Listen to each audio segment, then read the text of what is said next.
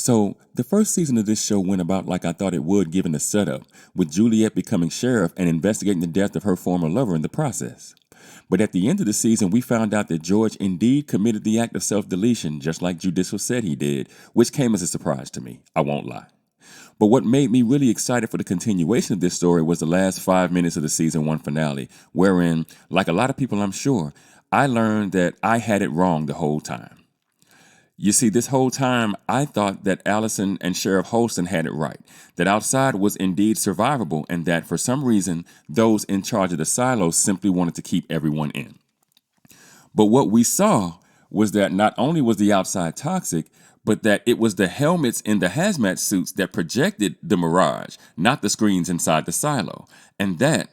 the reason that every person who left the silo cleaned the lens is because they thought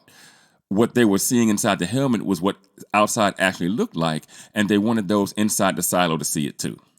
We also learned that there are other silos, all nestled in the ground in a big cluster outside of what looked like a major city off in the distance, which I also did not fathom.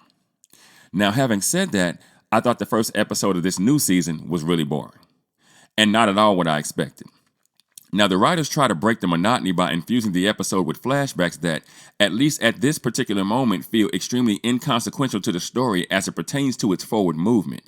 and only served as a means of including some actual dialogue in an hour-long episode wherein Juliet spends 99% of it all by herself.